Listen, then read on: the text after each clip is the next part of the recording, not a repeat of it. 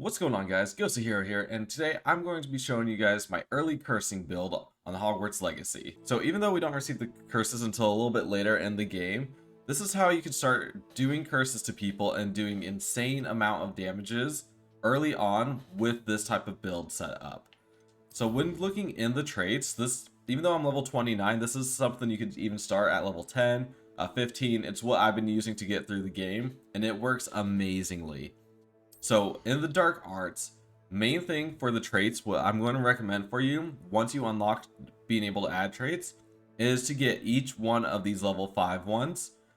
So you want it so that when you use Stupefied, it starts cursing enemies anytime you use Expelliarmus, as well as Flipendo. And then this is super nice. Whenever you deal damage to one cursed enemy, it deals damage to all cursed enemies. So Blood Curse is also heavily recommended. Once you hit level 16, of course, you'll want to get the Enduring Curse, so that people that are cursed remain cursed for even longer periods of time. That way you can jump between enemies, as well as Arresto Momentum will also cause people to become cursed.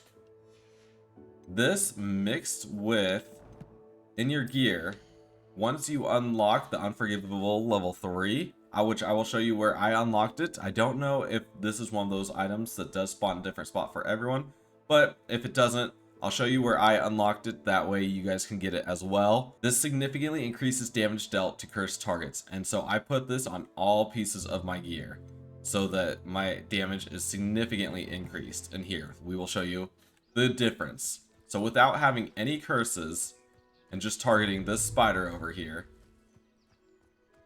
let's get a little bit closer. So there you can see I did 32 damage to the spider. However, once we just Spendo, so now he is cursed, one attack, 188 damage, significantly increasing the damage just because he is cursed now. And I do want to show that they do actually stack, so having this trait on all 6 of your gear does definitely be more beneficial. Here's a clip of me just having the same 6 gear I have on now, but I only have 5 of the traits on. I took the one on my hat off. So here we found a pack of mongrels so I can better show you with the multiple enemies. What's nice is you curse one, focus on the next, then curse the others, and it just starts doing insane damage to all of them, making it a lot easier to just start picking them all off one after the next. Now, I will say you do need to get to the point in the story where you can unlock the loom. It is part of the story mission. That way you can start adding Unforgivable 3, or if you end up finding one of the earlier ones beforehand, you start adding those instead, and then work your way up to 3. As well as Unforgivable 3 will only be able to be equipped to legendary gear. So if you do have a purple gear, you could only add Unforgivable 2. Blue, you could only add Unforgivable 1. Green, you cannot add any traits to them. So make sure that when you are looking at this, you do have all legendary gear. And next, let's go and look at what other traits. I'll show you which traits I recommend, and then which traits are required, which again, so we'll say you're level 16, just that way you have this second path unlocked for each one.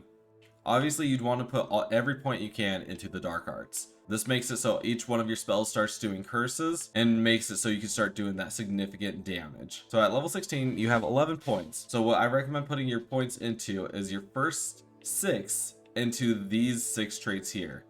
Once you hit higher levels, you start adding Cursed Sapper as well. It's a great way to start gaining health from cursed enemies and making it so it's even more potent when you don't have the curses. The other things I recommend is in core, I heavily recommend getting Swift. This will make it so you can start dodging a bit better and moving around and cursing more enemies faster. Because the more you have cursed, again, doing damage to one does damage to all of them, so it benefits you to curse all enemies first and then start doing damage. The other I recommend getting is a second spell set.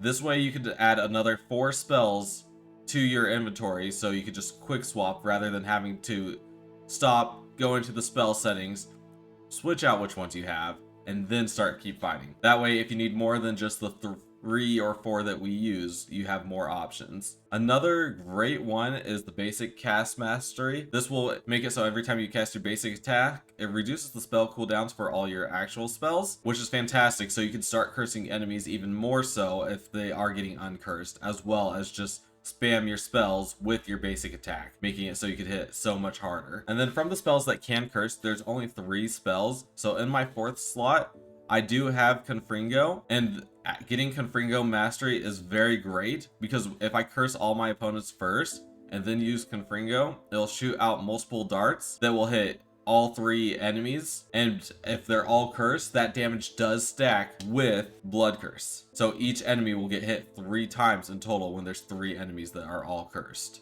After that, with all the other trade points, I'd recommend putting it in what you prefer. I like having the multiple skill sets, but honestly, you can get away with only just 1. But if you need the 2 and the 3, like I do, just because I'm lazy and I don't like to switch them, those are always a great one to pick up as well. And now, before we continue, I would like to bring up that only 38% of you guys who watch my videos are actually subscribed. Let's see if we can't get that number up there and see if we could at least hit 50% of my viewers are subscribed to the channel. We greatly appreciate that. That's going to be my only ad. Let's go ahead and continue it, and let me show you where to get this spell. So when you're on the world map, over here in the top left, over in this bandit castle, right next to the Kuro's ruins, this camp is where you will find the Unforgivable 3.